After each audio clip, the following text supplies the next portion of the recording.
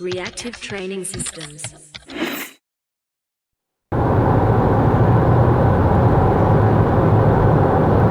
So some people will argue and debate from time to time on whether or not RPE is a useful training tool or not.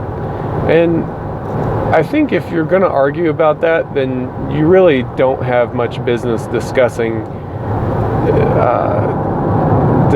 training topics with grown-ups, because it's a fundamental measurement of training.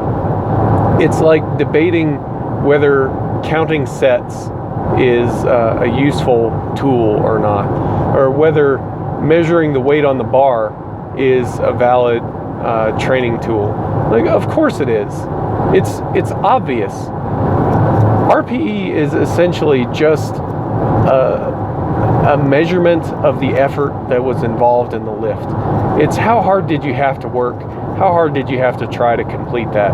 And it allows you to assess so many other things that its relative value, its relative contribution isn't up for debate. It's just not. Now, if you want to have a discussion about whether or not basing your training workloads or intensities or anything like that off of your RPE estimate is an optimal approach or not, then fine. There's plenty of room for discussion on a topic such as that. But whether or not even rating it is useful, like, get out of here with that. Like, it absolutely is. It's not even up for discussion. Rating your RPE, it allows you to precisely communicate with other people how hard it felt to you. It allows you to keep a good record of how hard did it feel to you. And it allows you to compare sets of different reps, of different efforts, of different loads. It allows you to derive fairly precise estimations of 1 rep max. And that tool, the estimated 1 rep max tool, leads to a lot of other skills and abilities downstream.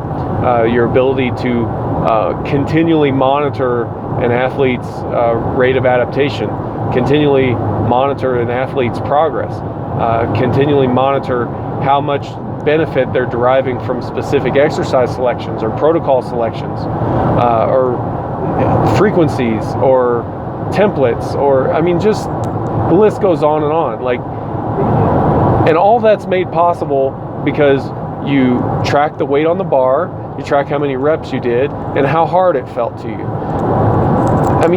That's it. I would say that bar speed is another measurement factor that's getting more and more accessible. It's getting more and more valuable. But essentially, bar speed and RPE are almost the same thing. I would say bar speed encompasses about 80-85% of what RPE is. I do think there are some other intangibles that RPE captures that bar speed does not capture. And that's why I tend to favor RPE ratings. I started measuring bar speed back in, say, 2009, and I've tracked the speed of every set that I did for quite a few years, something like 5-6 years after that.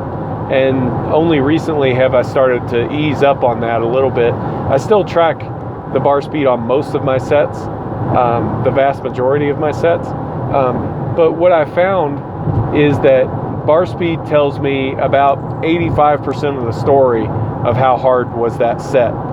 There's a little bit of intangibles that you feel as an athlete that bar speed doesn't quite capture. But if you're looking for something more objective, that's fine. If you're looking for something more reliable, that's up for debate. But a good velocity device like an open barbell or something like that is It's a good way to go. It's reliable. It doesn't have a learning curve or anything like that. But there are definitely some things to be said for using RPE, and there's no reason why you have to pick one or the other. RPE doesn't run out of batteries. Like I said, it captures a little bit more of that stuff that bar speed kind of leaves out.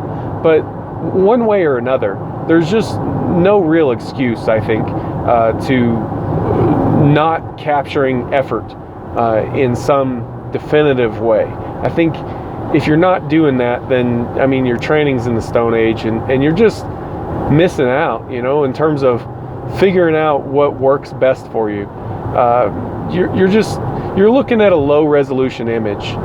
You know, you're looking at a cell phone camera shot from 1999, where everyone else is using high res photography. So it's just Reactive training systems.